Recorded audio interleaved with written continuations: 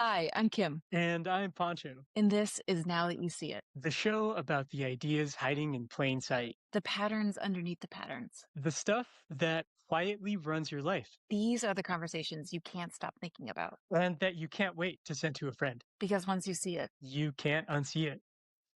Hey, welcome, Christina. We have a guest episode tonight. Amazing. Thanks for having me. I'm excited. Yeah, yeah. Pacha, how you doing tonight too?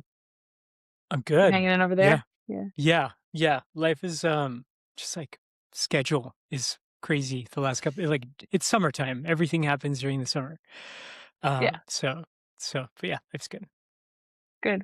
Christina, so welcome. Please introduce yourself. Tell us and your audience both who you are and what you're bringing today, and then we'll ask you a couple questions. I love it. My name is Christina Reynolds. I'm still not used to that. I got married last November, so the maiden name still wants to roll off the tongue. But, I'm a coach. I'm a human. I always joke with people I'm a human first before anything. Mm. I have lots of my own stories that I'll share partly today, but I'm just a person that loves to grow. I have my top 3 values of connection, growth, and adventure.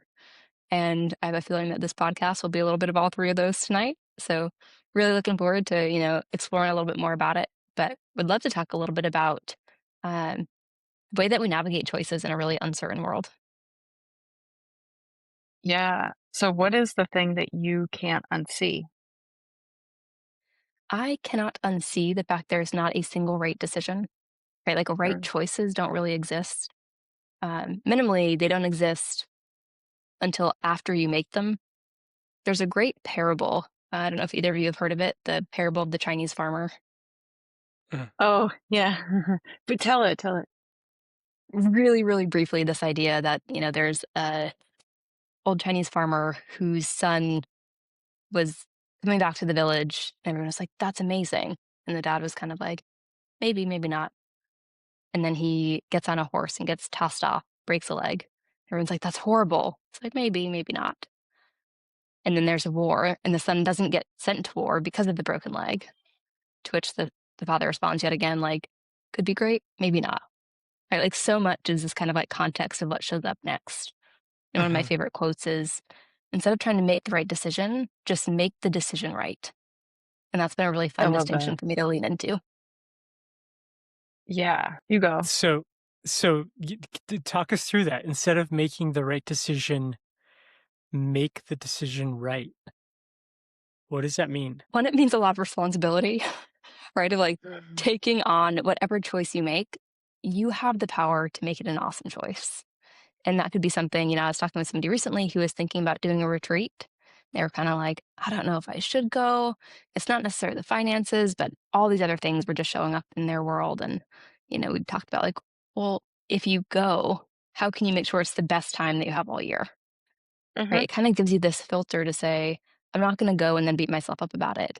If I go, I'm going to be all in on that choice. And if I stay home, I'm going to make sure that I use that time in the way that I really want to enjoy all the things that are bringing me towards staying home. I think about it in really big context. I had left a long term relationship Mm. 6 years ago or 5 years ago, just about. And that's something too, right? It can feel like there's a right answer. And Mhm. I Yeah. remember really talking with myself, being like, I have no idea what's next. Like, now I'm married with an incredible husband, an incredible marriage. So it's easy to be like, that was the right choice. But like easily could have unfolded in a different way where I look back at that same thing and say, how could I have ever done that? Right? Like there's all this kind of nuance and I think the context that shows up. But for me, I knew in that moment of making that decision for myself, like no matter what shows up next, I'm going to make sure that who I become in this process is someone that I'm really proud of, that I love even more than the person that I was while I was here. So I kind of took on that responsibility of saying, like, I'm going to make sure that this really works for me. And there's a lot of Yeah. like tension in that, but also a lot of power. In that story, when you were leaving your relationship of 7 years, looking back on trying to put yourself back in the shoes that you were in then, what was the pull to make toward if there was a pull, what was the pull towards making the right decision? Like, how were you thinking about was it at that point, were you already aware of this make the decision right instead of making the right decision? Or were you agonizing about making the right decision? Both. Like, I think that's the human Yeah. in me. Like, I've heard Yeah. this idea, I've been coached around it, and I could, like, intellectually, I could really see it. And I was wrestling with it, right? Like, I don't want to make the wrong decision. And I think oftentimes, like, something's not labeled a wrong decision until something shows up later on, right? And I can use an example of that personally that a number of years ago, I was navigating some different health challenges. At the time, Christina thought she was doing a great job trying to improve health, but there were some gaps in the knowledge. There were some things that I didn't understand. We went to some extreme edges, and I really kind of ruined my relationship with food. And I was like, oh man, I did so not mean to get here. But at the time, it made so much sense. So, like, if I could have Yeah. gone back, there's a way that that worked out really well. That decision gets like flavored differently, opposed to the way it actually rolled out, where then I labeled that kind of path as a mistake, but I didn't know it at the time, right? Like I was doing the best that I could at the time. And it's not until like more information became available where I was like, oh, yeah, that didn't work the way I planned it to. Then you have to go back and Yeah. do some shifting or some fixing. Christina, so you're a coach Yeah. and you're human. You're human first and a coach. What are some of the like either profiles of people who tend to fall into this like gripping to I must make the right decision, or what are some of the signs? Like how do you start to notice in yourself or in other people like, ooh, you're on the I'm trying to make the right decision path. Let me help you make decisions right path. What are some of the red Length flags? of time to make them. Yes. If you're looping. Yeah, it's like we've been talking about this for like 6 months and nothing's really shifted, Yeah. Oh right? yeah. Okay. It's like, man, you could have made you Called could have made out. 12 decisions in that period of time, opposed to like trying to find the right one. Yeah. Yeah. So length of time, you've been looping on something, you've been talking about something, you've been contemplating. Where's the line between that and like healthy discernment of like, I'm not going to rush to judgment? How do I you know feel like when you're in that? I would love to toss this to the group. It feels like the age old question of like, when do you Yeah. know? And for me, it changes with time. I think the more decisions I've made, the easier it's gotten. And I still have moments where I'm like, is this me kind of putting off a decision that I'm classifying as me being thoughtful? Or, you know, is there some information I'm really trying to figure out that I don't fully have yet? But I think this is a line that every person wrestles with and struggles against. And we're always doing our best. I mean, we can come down to like the real fact of it. You make the decision when you make the decision, and none of it means a whole lot until you assign meaning to it. But to really Ooh, answer that's a your good line. question, yeah, I think to really answer your question, I'm familiar with the feeling of kicking down a decision down the road, and it feels avoidant. It doesn't feel powerful. And I think when I'm coming from a place of like power and choice, it's like I'm choosing to move this decision a little bit further down the road, opposed to one where I'm just like, I'm not going to pretend that's here for now. Yeah. Yeah. But I'm curious Yeah. both of your experiences with that too, because it's a great question. Kim, go. It's your question. I'm curious what comes to mind for you. I asked her for a reason, you guys. What the hell, man? What are you, coaches? Asking questions back? Yeah, I mean, this is like I do this, like I overthink and delay decision and da, da, da. But I also do the other extreme of just getting to a decision for comfort of just like it's too quick and I'm like, but I want to get out of certainty. Actually, Pancho, I remember, I don't know if you remember this, one of our earliest, like we met each other through peer coaching. Do you know what I'm going to say? Do you remember the story? I spent a whole session trying to figure out like where I want to focus for coaching. I had like 3 different populations. And I think I spent like 95% of the session being like, I'm not going to make a decision. I just want to like get to know all these populations. And I remember saying in the last like 5%, like right at the end being like, yeah, so it's going to be working parents. And Pancho was like, What just happened? you just said you weren't going to make a decision. And what just happened? And I was like, I think it's time to end the session now. Bye. And then here you go writing, beautiful blog posts on our discomfort with uncertainty. And I can deeply relate, like either making it too fast or taking too long, exploring this healthy middle of discernment. What is it when you get, what does it feel like when you finally hit information saturation and now you are just seeking information to delay an emotional experience? Like that's the line. And it's subjective, but I've definitely become more familiar with like, oh, I think I know all that I'm going to know. Yeah. I don't think more information is going to fundamentally change my assessment of what's happening here. If I get more information, it's because I love research and I don't want to make a decision. That line is hard. So that's sort of where I'm coming from. I'm learning this at like now o'clock, you know. The two things that came to mind for me, one was the episode we re-released recently on decisions that make themselves. Like some of your biggest decisions in life, you're just like, shit, I don't really have it. Like, this is a big thing that I'm about to choose to do, but there's no choice in this. Like, I know I have to do it. And so that's an interesting one to notice when that's the case, because you can also distract yourself from that, right? I actually got done talking to a guy today I was coaching, and he got offered a job that came with all sorts of discomfort. He was recruited, working as a consultant. He was recruited by one of the clients that he was consulting with. And he was like, for all of the reasons that I've outlined in terms of the career progression I want, I have to sell the house that I just bought within the last 2 years. I have to uproot my life and move across the country. I have to leave the friends that I have just finished kind of building these friendships for myself. I'm just getting settled in. I'm 2 years into living here. I have to leave that. I have to leave my partner because we're not serious enough to where I take him with me. And so instead of grappling with all of that, he was overthinking it. And this is like the book of Joe Hudson. Christina, I don't know if you know who Joe Hudson is. Okay, so Joe Hudson is a coach. He has a YouTube channel, and Kim and I reference Joe Hudson.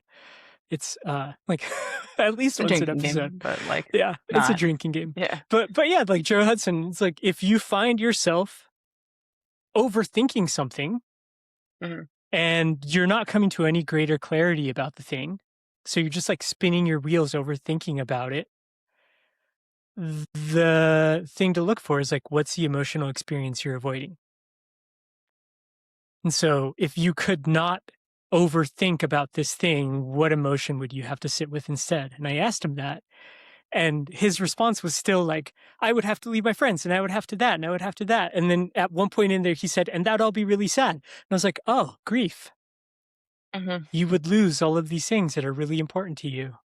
And you would have to grieve them, and you don't want to deal with the fact that like this thing you wanted, now that you've gotten what you want, it's not all sunshine and rainbows. Like it's gonna fucking suck in a lot of ways. Yeah, it's gonna fucking suck.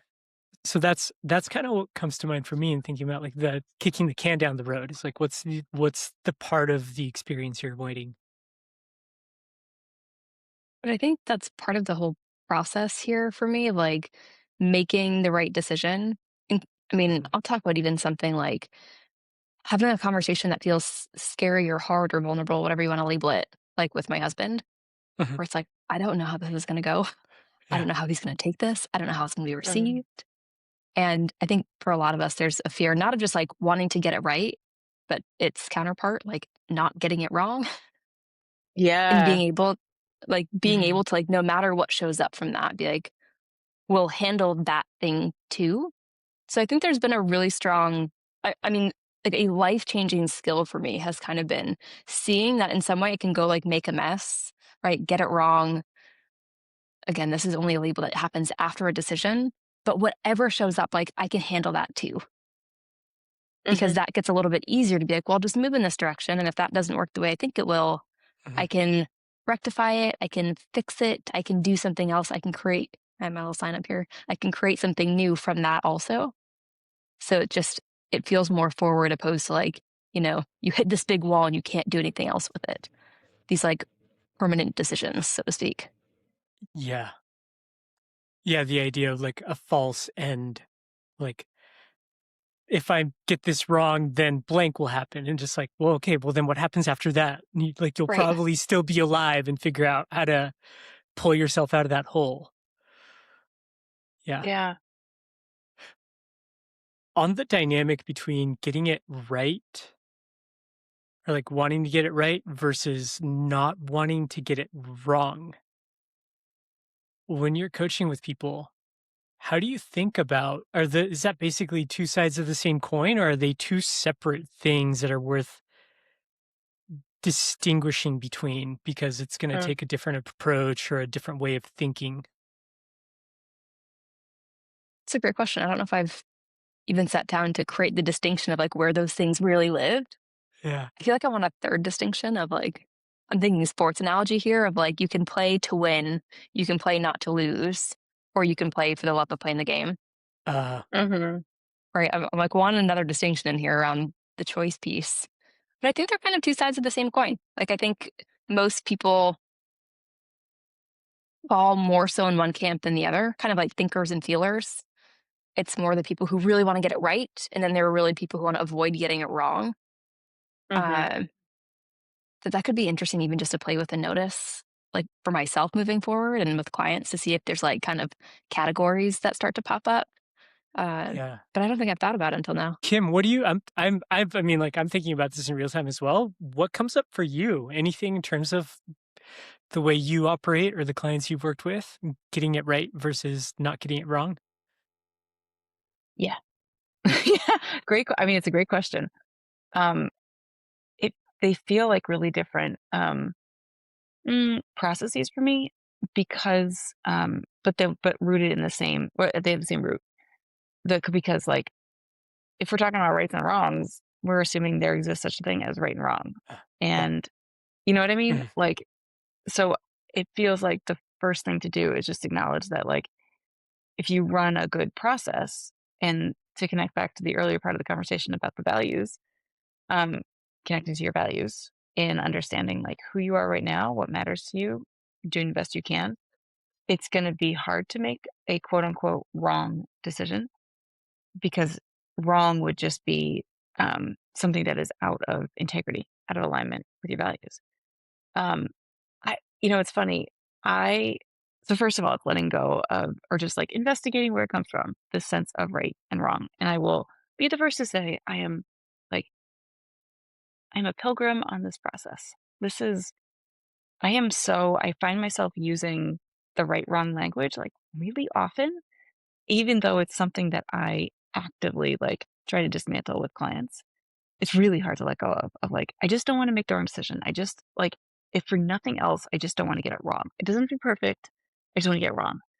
That seems more pernicious to me than, um, or like even a harder thing to let go of, because it feels so reasonable. You're like, okay, fine.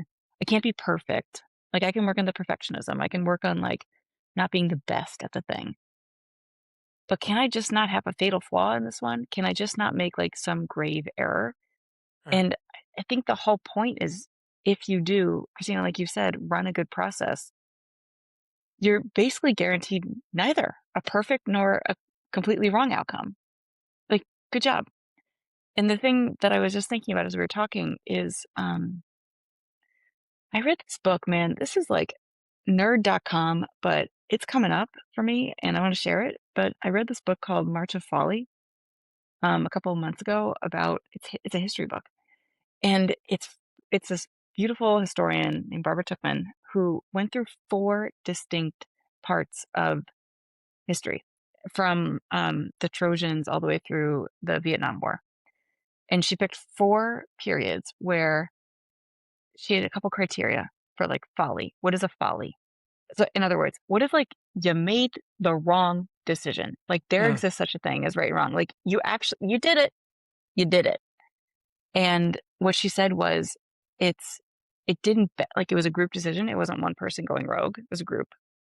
And there were many people telling them this wasn't good, and it actively harmed their community. And so when you put those 3 things together, like, it is possible to make a wrong decision. It's very hard to do so if you're centering with yourself, you're grounded, and you have your values, and you're doing your best to work with integrity. Otherwise, like, don't worry, you're not going to set off the next Vietnam War. That horse isn't going to be full of marauders who are going to come take your city. You know, Yeah. So it's I don't interesting. know. And Like, that's a hearing- lot. That's a lot. Yeah, Christina, you respond to that because I feel like this is your topic. What was really interesting is as you were sharing that, I kind of noticed just in my own experience, trying to get it right is if it's just a decision in my world. Like if it just affects me, but avoiding getting it wrong tends to show up when there are other people involved. Yeah, right.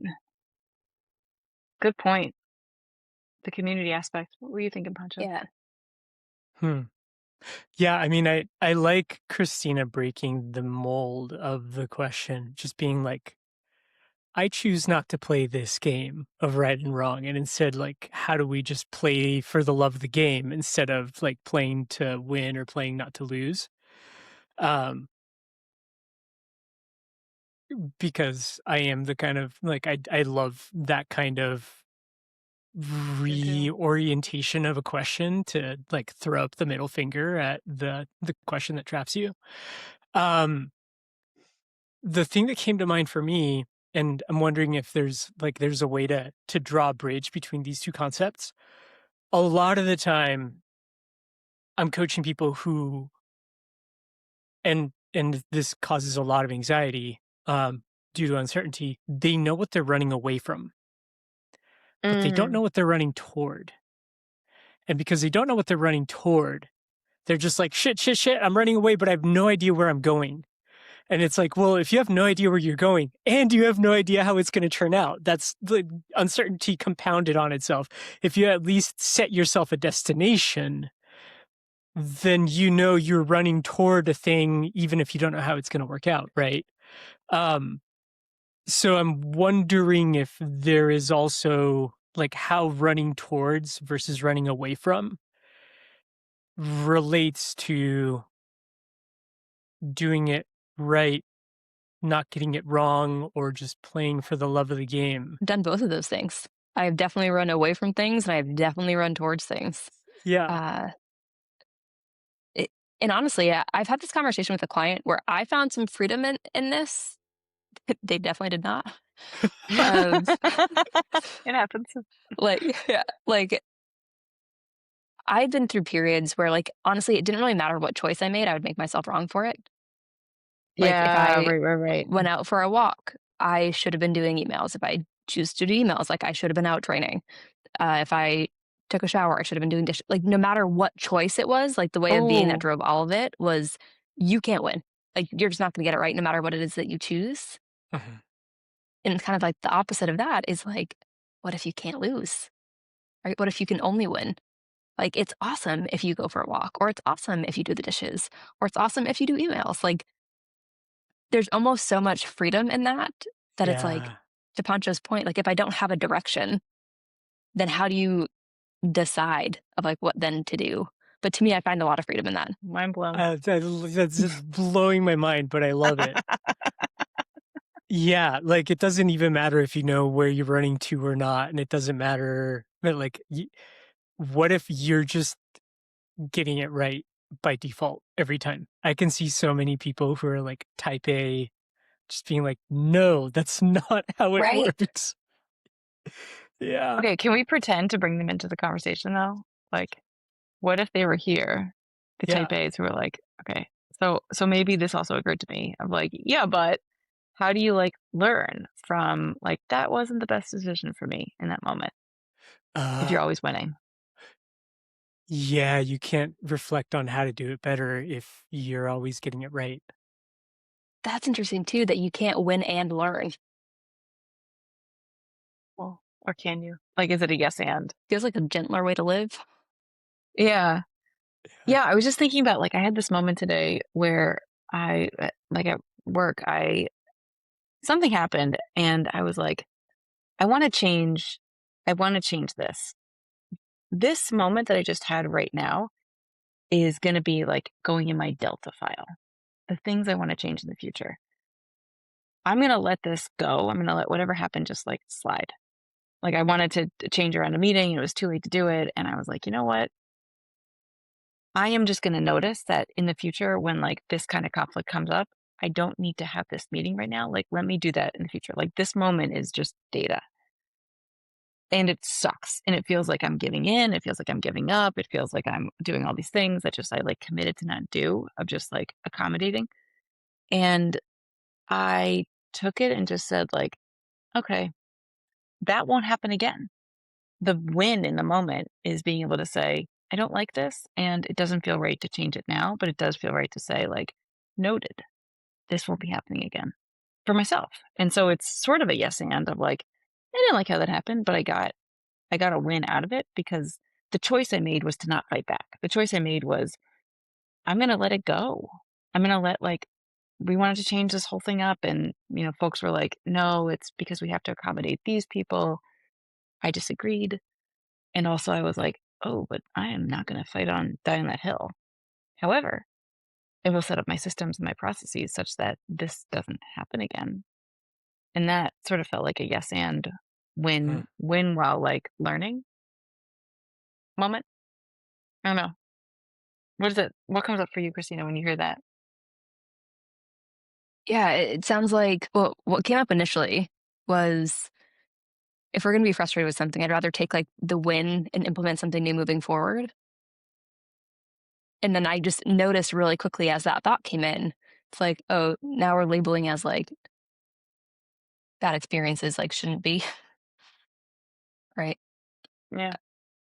I don't think I'm articulating that well, but this idea that like stuff is always going to happen. And if stuff is always going to happen and it's all data, right? I used to be a scientist. So like if it's all data and we get to tell the story about the data, I'd rather tell like a better story than be really frustrated by the data. And I think that's just personal experience and personal preference, right? That like these things come up. I'd rather be able to use it, implement it, learn from it, and do my best to like do it with gentleness. And there's times where I'm human and I get frustrated about stuff. Like both of those things just feel to be true. Yeah. The theme, I'm wondering if it's a theme for you, like the gentle, I think it's maybe the second or third time that you've brought it up, you know, like operating, like having a more gentle existence or doing things with gentleness. Yeah, I think that's probably a lot of my existence. Like I've had to learn the gentleness bit. That Yeah. was not super innate for me. What is yeah, like how did you learn that? What's like, yeah, say more about that. I think with this idea that we only know what we currently know, and we're on this like forever learning journey. Michael Neal, who's a great coach, he has a podcast, and he always says like, you know, happy learning, learn lots. Like this is the least you'll ever know right now. Oh, Something to no. that effect. Yeah. And I really love that. That you know, I would say my mind, but like the mind, the human mind, really hates not knowing stuff. So it used to show up for me of like I should know that. Like, why don't I know that? Would feel like really threatening for me. And I can share different examples of like ways that that's shown up. But one that comes to mind is almost 4 years ago. No, 3 years ago, I done a backpacking and business coaching retreat. And one of the things that we talked about is even like how to hold trekking poles, which is like if you've never used trekking poles out on a mountain before, it's kind of funky, like the way that you put your hand in the straps. It's not the way you would typically do it. And we had a conversation about it, and there was kind of like you could feel it from the participants, like, I feel like I should know this. I was like, how would you possibly know this? You've never done this before. But with that sense of like, I should know better. And when you can like really kind of you can't know something until you know it. Like, I think for me, that really cracked open a huge level of gentleness where finding new information, knowing something that was new became like exciting and fun opposed to like something to beat myself up with. And like, that's life. It's just learning new things. We're like, oh, I didn't know that. Oh, I didn't know that. Maybe I should. I mean, even in business, man, when I was like filing for an LLC and trying to like figure out all these things, I was like, I'm probably missing something. And at some point, it will come into my awareness. And until it does, I can't do anything about it. Yeah.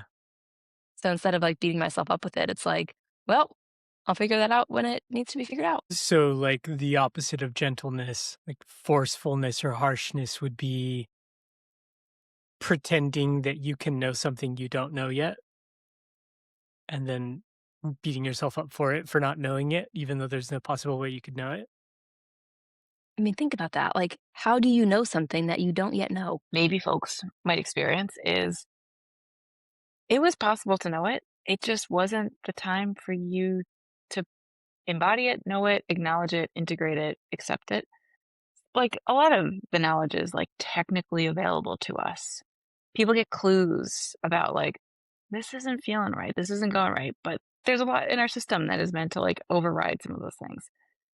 And we can often sort of like retrospectively beat ourselves up for not having like made the right decision, Yeah. even though it sometimes feels like, oh, you could have known that. Like, how did you not know that? How did you not see that? Like, are you kidding me?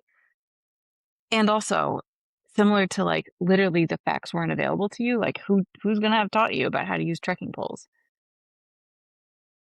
There needs to come a time when you are ready to see what's in front of you. And if you're not there, it might as well not be there. Yeah. Yeah, like functionally, it's not there. Yeah, exactly. You're not ready for it. And again, when I first started being coached one on one, I remember my coach at one point was like, "Are you gonna like let me do my job?" And I was like, bold statement. But for me, like having somebody else see something I hadn't seen yet, like felt more of a threat to my sense of self than anything. So when I Totally. could really kind of let someone in and like actually coach me and see like that's why I'm here. Like there's nothing for me to protect or defend. Like this person is in my corner, they're here to help. Um, I see that show up with people a lot. I think being a client, there's a real learning journey, like opening up yourself to the things you haven't seen and don't know about yourself yet. So wait, what did it Oof. look like for you when your coach was like, "Freaking let me do my job already"? How were you trying to get ahead of them with something you didn't know? Which was really annoying to experience as a coach. Like just thinking back on the experience of it. Um, but I think a lot of it was kind of self coaching. Like I would talk and self coach versus really partnering with my coach in that way. Uh-huh. And again, like this wasn't a super conscious mechanism that was running until he pointed it out. And I was like, oh, wow. Yeah. But very much trying to get ahead of it, trying to not be caught off guard. Um, kind of that sense of like, whatever's going to show up, I should have seen it already, Mhm. which really isn't helpful because you don't see things until you see them. Yeah. And Yeah. apparently not a moment sooner. But definitely a Mhm. lot of just like, uh, yeah, trying to self coach and not really letting someone in. Do you have like a specific example? I'm trying to wrap my head around what that would look like. I can't actually say I have any clients who self-coach, which is fascinating. But yeah, what's an example of maybe when you did that to your coach or when you've seen that show up in one of your clients? And I think if there's like a specific example, the thing that stood out to me so much about that moment wasn't so much the content of what I had just shared, but like Yeah. recognizing the truth in it. I was like, oh, yeah, I could for sure let this person in and do their job in a whole different way. But there was just this level of, I think, vulnerability that is there and present. And I've since kind of figured out, and I don't know if this would be true in your experiences, so I'd be curious. I find that when like new insight kind of arises or shows up in my world, it's like the at least nice little story I have around it is that like I'm safe enough to hold that new information about myself or the world.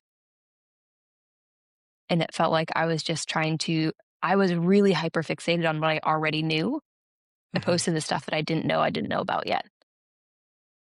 So any way to manage that. I mean, I have so many different stories of my journey being a client, including, also the same coach coaching me around something. I was like, yeah, that's great. Like, I'll think about that later. Just like the mind's like instant offshoots and off ramps. And he was like, Yeah. isn't this the time for you to think about those things? And I was like, oh no, yes, it is. Like, I could feel just the avoidance mechanism, like Yeah. literally running at play. It's like, Uh, man, this stuff is so strong. yeah. Um, Go ahead. Oh no, I mean I'm just like all the time. Like okay, well, what do you think is blah, blah, blah? I haven't thought about that. I'm going to have to like take that away and think about it. And it's like, we've got 40 minutes. Let's think about it Right. now. Like, that's what we're here to do. And then you just see them go like, oh shit. Okay. I guess that is what we're here to do. Like, yeah, it is interesting when people do that. What it did. So like, it is one of my favorite things to do as a coach is to be like, no, you get to think about it now. And like, your thoughts are half baked and that's fine. So yeah, I watched that movie before. I star in that movie. This is all very familiar to me. Yeah. But like specifically intellectualizing, like this all sounds to me like when you're in your head, not your body, of like, I can self-coach, I can self-therapize, I can do all these things and really not make any progress, but like have a very clear idea of what's happening and talk about it. Like I can be all up in my head to describe like I'm having this insight or this is why this happens and da da da and these are the challenges, the barriers, and it's absolutely a vulnerability issue. And like because doing that uh looks vulnerable. It looks like, I'm talking about my hard stuff, but it's not. It's not at all. It's There's this it's yeah, go ahead. oh, sorry. I'm just like I having like it's not wanting to be seen as not having an answer. Yeah, for Yes. sure. Not knowing. It's Oh not wanting yeah. to public like this comes up. Yeah, like I want to go and think about it and have an answer before I have to externalize it with anybody. Yeah. Yeah, Huh. or just be like caught wordless, caught like, ugh, especially when these like talented therapists and coach come up with like insights that really rub your identity that you love and hold on to and cling to the wrong way. You're like, no, I am ready for this change. But like, what are you talking about? And they're like, your behavior indicates otherwise, And same and thing, you're right? like, Like oh, of that when the first time this was pointed at my attention, and now I see it also all the time with people because we're all human beings. yeah. When I had a coach, I said something along the lines of, yeah, like I know, I get that. And my coach was like, you clearly don't know and don't get it because of the way your life looks. And I was like, heard. Hold out. Yeah. And it's true, right? Like I think so many of us Yeah. have this like, yeah, I know that. It's like, I don't think you really know that because if you like really got that, things would probably look different. And then it kind of opens you up again to this idea of like, okay, maybe I can look at it again. Maybe I actually have no idea what this is. And my sense of knowing it is keeping me from like actually understanding it even more deeply. Mhm. Uh, Yeah. in the process of mastery, Yes. right? Like looking at foundations over and over and over again. Yeah. So we've been talking about like we've been relatively like in the clouds with this conversation, right? Like, here are all the ways that people keep themselves stuck trying to make a decision with the wrong framework. I need to get it right. I don't want to get it wrong. Recognizing that like that's a nonsensical thing to think about in advance. You have no idea if the decision is going to be right or wrong. There's no way to prove as you're making the decision if it's right or wrong, if that's even a framework that fits the decision. Um, and then kind of transitioning into this conversation about how people are very subtly resistant to recognizing when they don't know, and letting others in. To just kind of like bring us back down to earth a little bit. How do you What are some of the tools or reframes or exercises, experiments that you work with your clients to put in place to try to do something else instead? Yeah, I do have a quarter on my desk, and when we're really uncertain and claim uncertainty, I'll just flip a coin. That's Oh always a my good one. God. Uh, I do tend to find that people usually know an answer before they're willing to allow themselves to know it. Yeah. That when you press on someone that they know, I find even with myself, like that's how it showed up. I had coaches being like, "You do have an answer. Like you do know. Like I don't buy that you don't." I was like, "Oh my God, they're right. Like I do already know. I just haven't admitted it yet." Uh-huh. So that's been quite interesting, like kind of leaning into you do already know on one end. Uh, and I think beyond that, making a move is usually better than no move. So helping people to get on the court, we'll set some sort of timeline of like, at what point would I be talking to you in the future that if this decision hasn't been made, it's been way too long. Mhm. Oh, And that yeah. feels really helpful to be like, okay, if I'm still thinking about this in 3 months from now, like something's gone wrong. And I think setting some frameworks to actually make a decision to get new data and new information and be able to like recontextualize, reassemble, reassess, and then move again feels really helpful.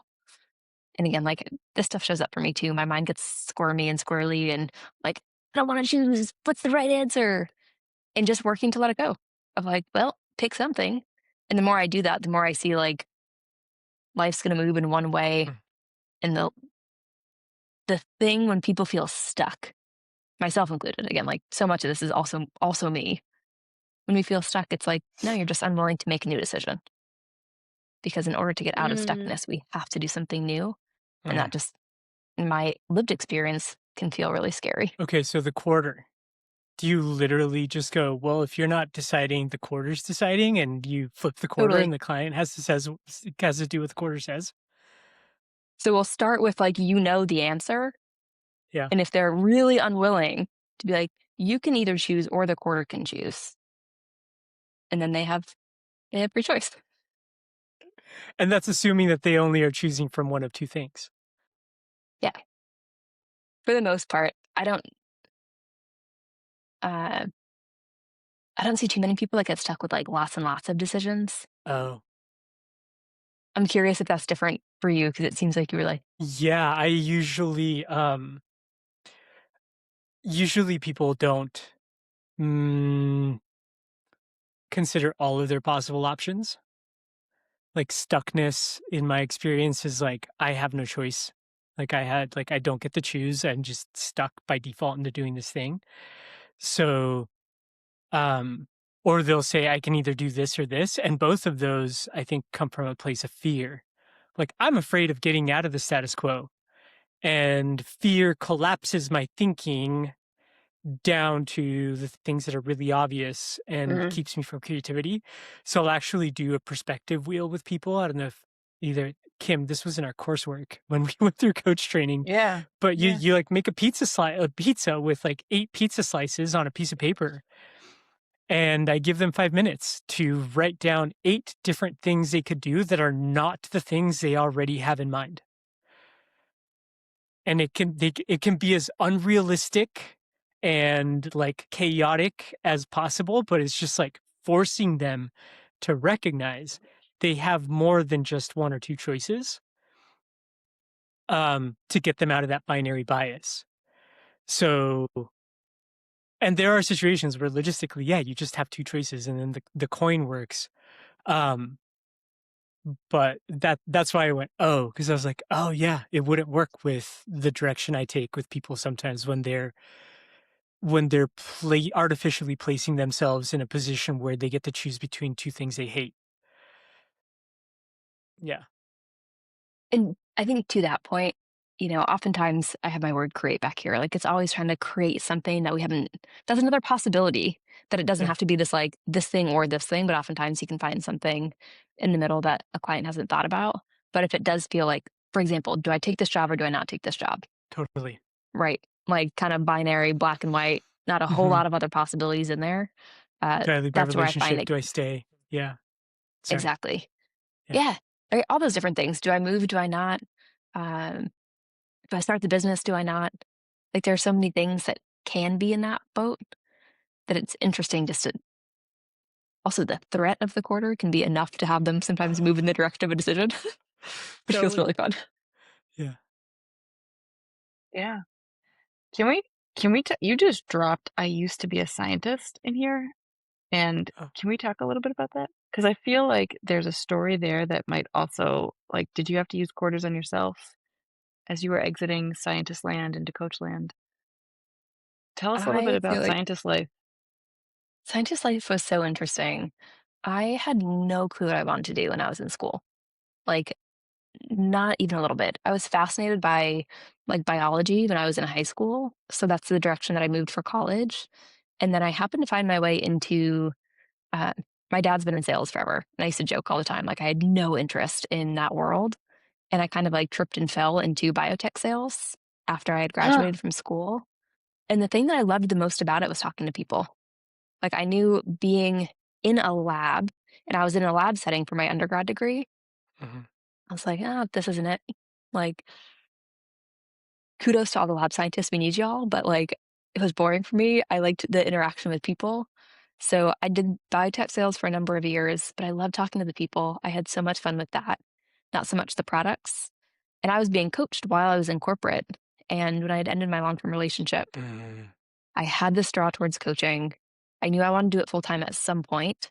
And at that time, doing it on the side was a lot. You know, I was working a probably 50-hour week. I was working with a different time zone. Oh. And I loved my team. I loved all the people. I loved my leaders. I loved my bosses. I loved the company. And when I left that relationship, you want to talk about like making choices and making the choices right. I left that relationship. I then quit the corporate job, chose to go hike across the country here in the US, and then go full time in the business. And like every step of the way, I was just like, this is going to be the best thing ever. And including going full time in the business, we're going to go figure this out. I had like no ability at that point to do like one-on-one client enrollment or work because I just worked with people in groups when I was in corporate. It was easier. And it was just like, full send, we'll figure it out, challenges and all. And it's been like that skill of saying, pick the path, make it right, get as much as you can from it, including like coaching programs. Like when I Mm-hmm. sign up for a program from someone, you guys have probably heard even other like colleagues talk about another program. It's like, oh, that didn't work for me. Mm. It's like, yeah, that's off the table in my world. It's like if I sign up for this thing, like I'm going to be the person that gets so much out of this. It's gonna be crazy. Because like I'm choosing to make that commitment. So like that's what I get to bring to a program and I get so much out of it, opposed to the people that are like, yeah, not a lot in there for me. I'm like, Yeah. there probably is more if you look for it. Yeah. That's the I by default just make the right decisions every time Yeah. kind of operating system. What And I was your get to process learn like too. for these? Oh, sorry, go ahead. And like Kim was sharing before, like it's not like I only win so I don't have to, you know, discern and evaluate and evolve. It's Yeah. like, okay, I learned a lot from that. Yeah. And it taught me that I'm going to move in that direction next time. Yeah, So exactly. it is still both. I was just going to ask, like, you made all these big decisions all at once, huge life-changing decisions. And we just talked about there is no right decision. Though what I'm hearing from you is you felt like these were the right decisions. This is going to be great. What was your process to like get the decision uh, to like make the right process? What was it? What did it look like for you? Yeah, I think it kind of goes back to the whole conversation so far. I didn't know they were going to be right. There's part of me that felt a draw in those directions, even though like my intellectual, like rational mind was like, this is crazy. Are you sure? But there was just that little kind of hole in me, like, that's the direction that I feel kind of called in, Mm, moved in that, and then really had just made a commitment to myself that, you know, I also had my boundaries that, you know, if the coaching thing, if I couldn't support myself on it, I'd have to go do something different. Mm-hmm. But even when I was in that corporate role, I had made a commitment to myself, like, I'm going to stay here. I'm going to learn as much as I can.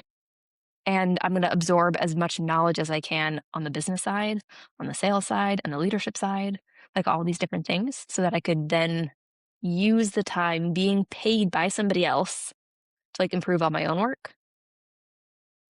And I think so much of it has just been that, like iterated over and over again. Like there's truthfully and honestly, there have been times where I've been tired by the responsibility of it. Like sometimes I just want to complain and be a victim to things like everybody else. But each time I'm like, well, this is my life, so I might as well try to get the most out of it that I can. Yeah. But really, it just has been, here's the thing that makes sense for me. I'm going to take that step and I'm going to commit that, like, in taking that step, I'm going to get as much out of it as I can. And sometimes those learnings aren't always like blissful and fun, but I know that I'll always use them really well and it will help kind of keep refining my decision making moving forward. Like, can I poke at that? Yeah, Are you familiar with the framework of maximizers and satisficers?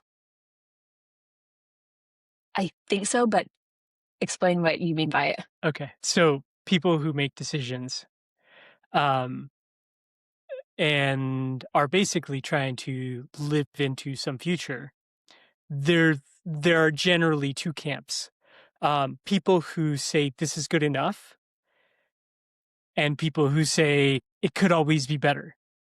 Mhm. And generally, what's found is the people who say this is good enough have more life satisfaction because they get to 80% of what would be 100% ideal. And they're like, this is pretty good. Like, like I can say I've accomplished what I wanted, the outcome's good enough, and I can put this project down.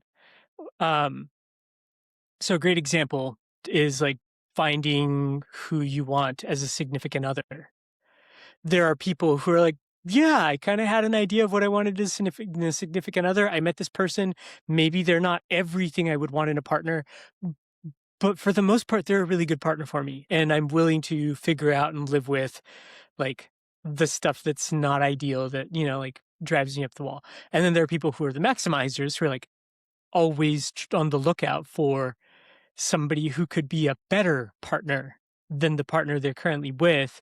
It leads to kind of a more constant baseline of dissatisfaction with what you have. But maximizers usually end up with objectively better outcomes.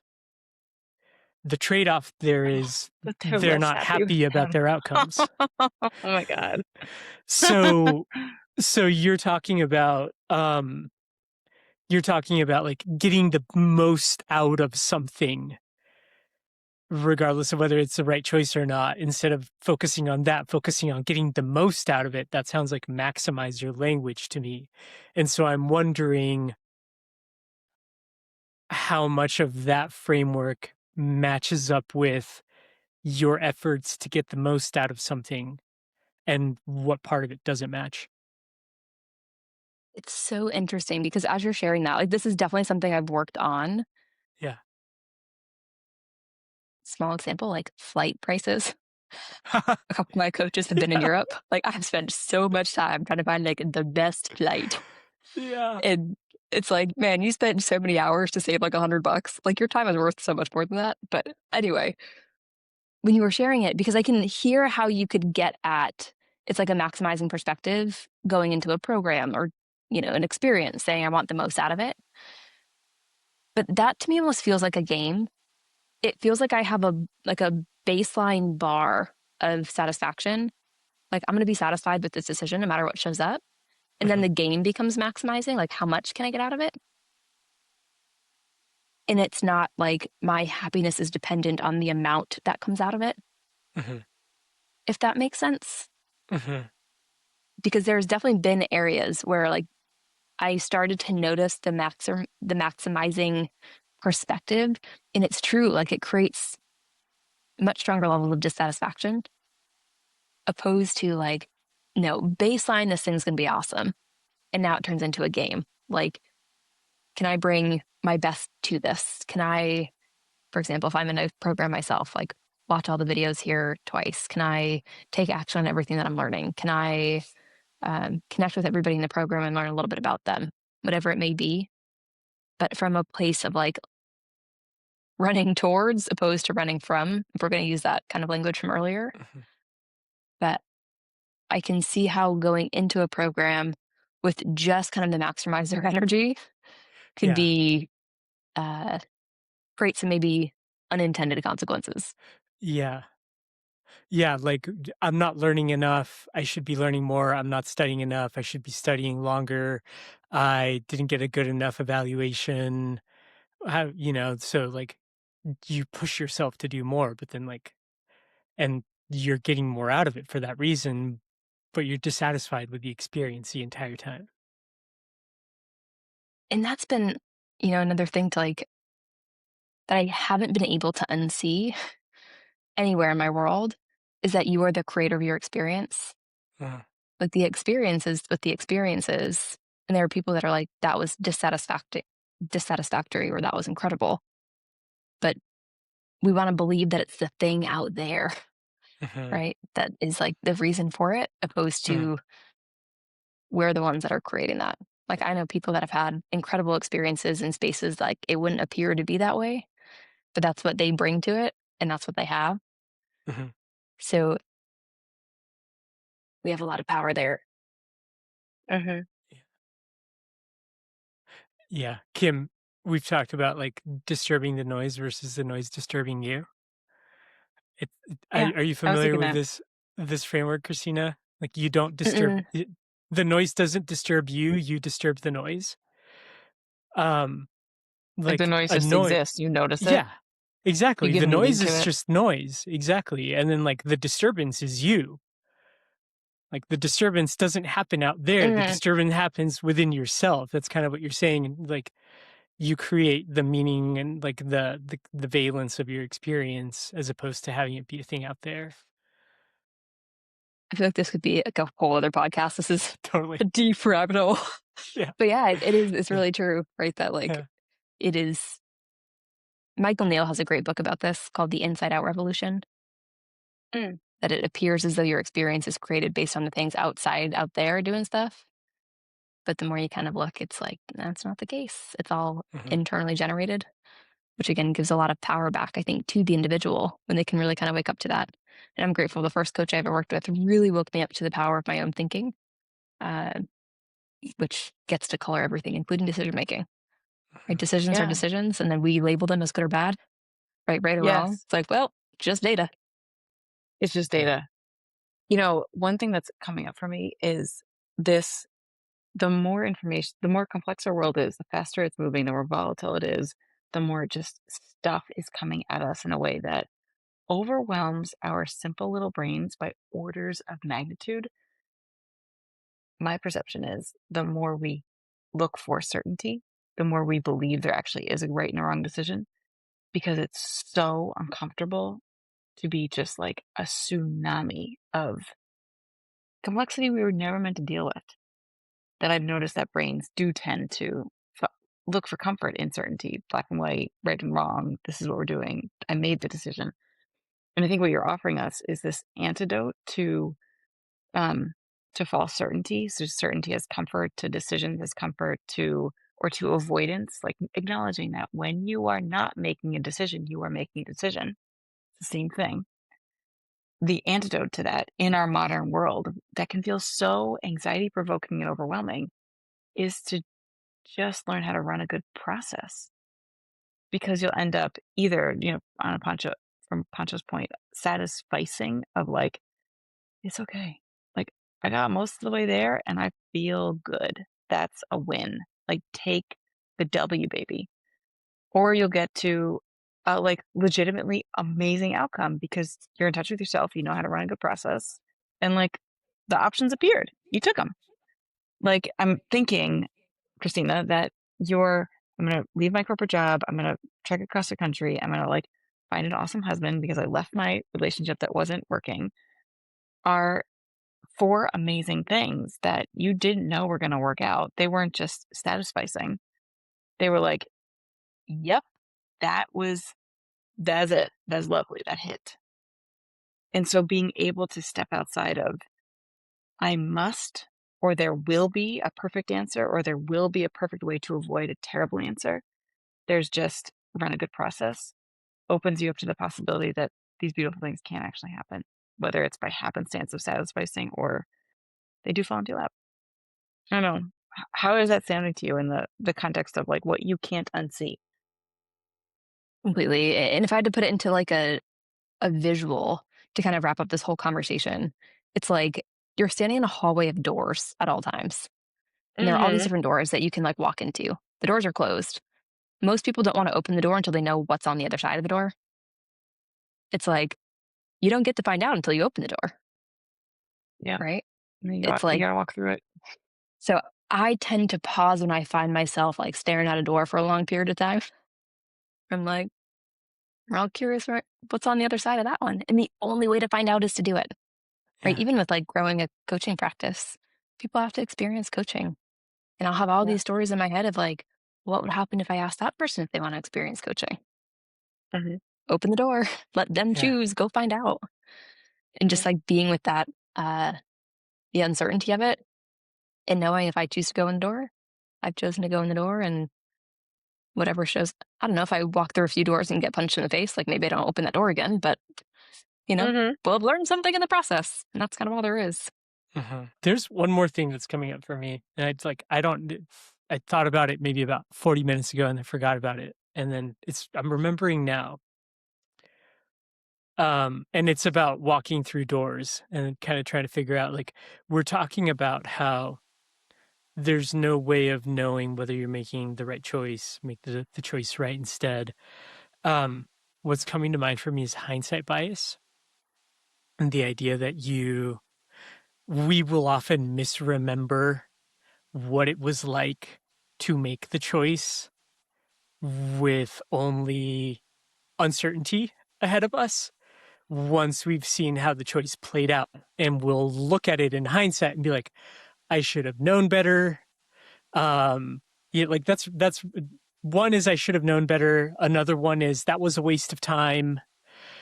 So we kind of like collapse a choice that didn't work out well down to certainty. And then we put that certainty back on ourselves when we didn't have any certainty. So like saying that was a waste of time, it's like, well, you didn't know it was going to be a waste of time before you did the thing. So that's kind of a useless thing to tell yourself now. That's like a very low value conclusion to come to about this whole process and how it turned out. Or I should have known better. Same thing. Like if you should have known better, then that's the way reality would have been, and you would have made a different decision. But you didn't know better, so there's no way you should have known better. So, and like misremember things, right? Like I've been part of a team where the CEO made a call that led to like some catastrophic outcome, and I hold it against them. But then I think back to what it was actually like when I'm less upset about it, and I realize like there's no way they could have known, right? So, um, one tool that I think is helpful to protect against that, against hindsight bias, and that helps you make the decision right and also learn how to make the decision righter the next time is a pre-mortem, Mm. where before you make the choice, when you think you know what the choice is going to be, you like ceremonialize. Here's the choice we're making. Here's why we're making it. What are all the ways this could go wrong? And you actually like write that down, and you have it as an artifact that you can reference later. So then you make the choice. It plays out in some way, shape, or form. You can't make up stories about what was happening or what your thought process was or the risks that you could have or could not have seen then, because you explicitly thought through it and you put it all on paper. And you can go back and check your memory, because your mind will change memories. Mhm. So you can go back and actually just look at the facts of when you made the decision, and it helps you make a decision better the next time. So that's like a far more, like if it's just you as a person, not you as part of a team, you can journal about it. Um, so it gives you like something more concrete to sink your teeth into rather than just like agonizing about whether you were dumb before you made the decision or thinking it was a waste of time. Um, yeah, I'll pause there. I don't know if that's bringing up anything for either of you. The Christina, go word that ahead. it brings up for me is forgiveness. Like in the seeing of all of this for Mhm. myself, that truly like in every moment and every decision, not like intellectually or conceptually, but like I have literally been doing the best that I could with the information that was available at the time. Mm, Like I see the innocence in that, and there's like a softening that comes with it. mm, It's the same thing when other people do things. It's like I have to assume if they knew that was going to be the outcome, they probably wouldn't have done it. yeah. Right. Like they've got probably enough self judgment going on. They don't really need it from me either. That there's been a lot of that's kind of what I heard in your thing. It's like have something so you can like really reinforce like, oh yeah, of course, if I knew this is the way it was going to turn out, wouldn't have opened that door. I just didn't Yeah. know at the time. Yeah. I love that. It's like the emotional dynamic of it is like you're giving yourself grace and you're forgiving your past self or somebody else's past self for the way things turned out. I've had a lot less thinking of how things should be. If that's the case. It's like, okay, this is what's here and present now. That's going to Mhm. change because like that's life. It changes. And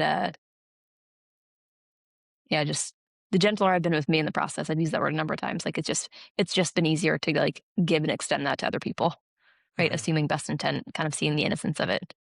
And then it just dissipates a lot of the energy that may or may not be there. Yeah. That you're ready when you're ready is something I say often, both to myself and to other people, clients, family members who are just beat themselves up for taking too long. And then, like, I don't know why it took me so long to blah, blah, blah. Leave the job, leave the relationship, leave the like, or just make the change you need to make, see the thing you see. But I'm sort of still stuck on like, speaking of, I know that we talked a little bit about when is this not true, like the edge cases, and I mentioned the March of Folly. I wonder if there are like, when is it not true that like, sure, things take the time they take, but like, buddy, you did know, or like, there. At what point are we using this as like rose-colored glasses to look back on the past and make it make sense? Yeah. Where is that line? Like, it's such a small percentage, but what is in that percentage? Yeah.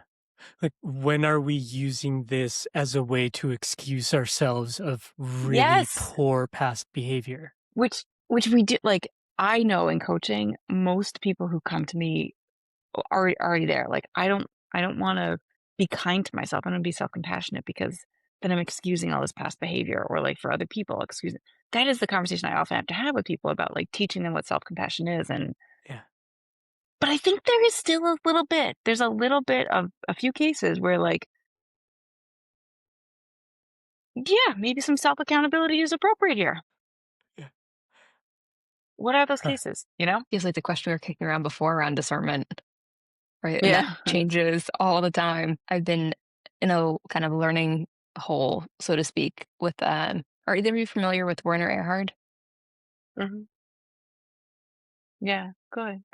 I was listening to something with him the other week, and someone was talking about like their relationship with their mom and like the label that she had. She's like, my mom's a monster. And Werner's response was like, and the appropriate response to monsters is to give them a lot of space.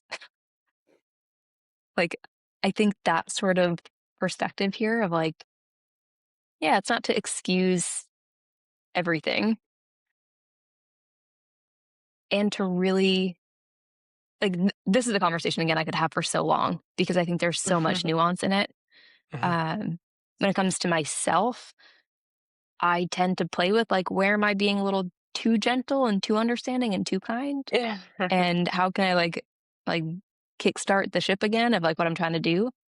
And with other people, I think a lot of it's patterns. But when I've seen in my own life that there have been certain patterns that I've like had to work to navigate and overcome, like I have more compassion for the people that are also in a pattern that they're working with and trying to navigate.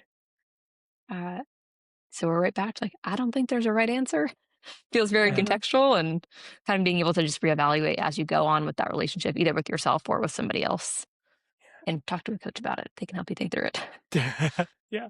I have a like clear idea that came up for me on this one, Kim. Yeah. Um, so I had a yoga teacher, Rocky Heron, amazing yoga teacher, like wild, like super. He's his own person in a lot of ways. Um, but literally the best yoga class I've ever taken. And Shout out to Rocky. All right. Getting yeah, done. totally. um, and he said something in yoga that stuck with me once. And it's like in yoga, you come to find out what you can do because you're literally capable of doing it, right? You can like touch your toes, you can put your leg behind your head, whatever it is. Um, you come to find out the things you can't do.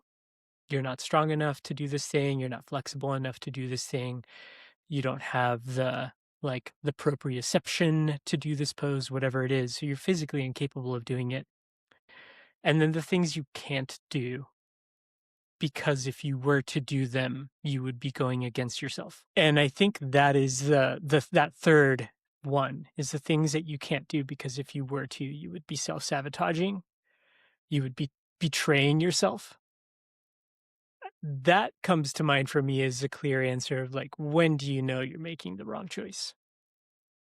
It's like you have some clear understanding of who you are and the person you want to be. And if you were to do this thing, it would be working against yourself. And you know what? I mean, maybe this is like the beginning of the bow we wrapped this up on. I still think even in those conditions, there's a role for self-compassion. Sure. Like what brought you there? And like Yeah.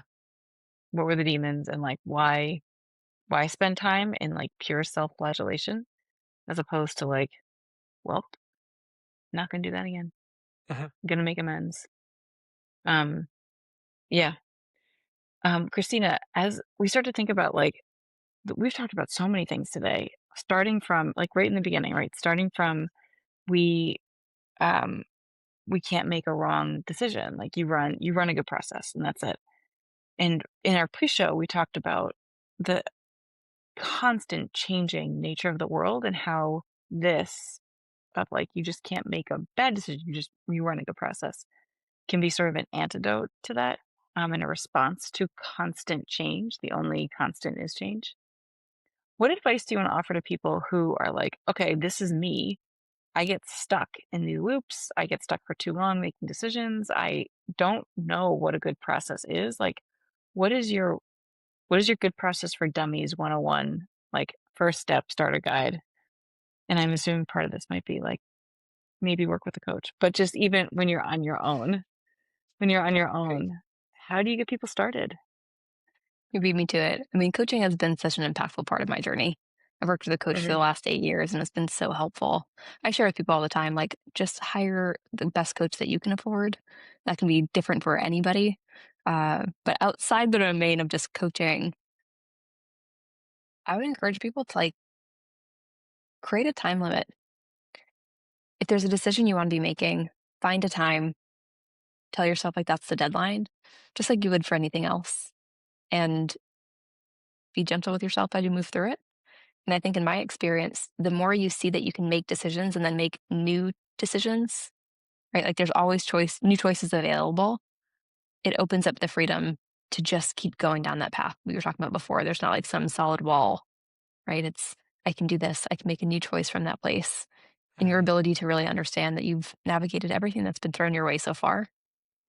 Mhm. Might have had a little bit of, anxious thinking in there as a little flavor here and there, but you've handled it, right? So setting a timeline, if you can't talk to a coach, maybe it's not a decision that's that important. It's another thing too, right? If people have been thinking about something, but they haven't decided, like, this is actually important for me to figure out and navigate, it's easy just to put on the side. And sometimes Mhm. just like putting those things down kind of frees you from this mental chatter of needing to make a choice. It's like, oh, that's actually just Yeah. not important to me anymore. And there can be a lot of freedom in that too. Oh yeah, we haven't talked about that yet. Yeah, for sure. Pancho, do you have anything that's coming up? Advice to add on to that? No, no, I mean, I kind of want to wrap up with a question of just like, Christina, what haven't we asked you that we should have asked you? Or, what final thoughts do you want to leave the audience with? I think on the pre-show forum, I just shared as a fun fact, my favorite food is s'mores. Love a good s'more.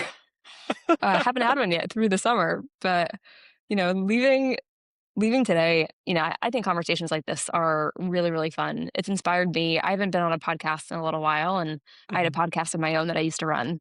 And I feel like this is bringing back a little bit of like the itch and the joy for me. So it Mhm. feels like it's Yeah, leaving me with a decision to make after our call to say like, hey, maybe that's something that I kick back off and restart. So thank you yeah, for having me. Thank you for the awesome conversation, and really looking forward to listening to it back. yeah. And if you don't want to Great. deal with the hassle of like kicking up your own podcast again, you're always welcome back here. Yeah, Or both. yeah, Oh, for sure. amazing. Yeah. Good. Okay, well, thank you. Well, thank you. Thank It was you great. It both. was great to have Enjoy the you. rest of your This is days. awesome. This is awesome. Okay.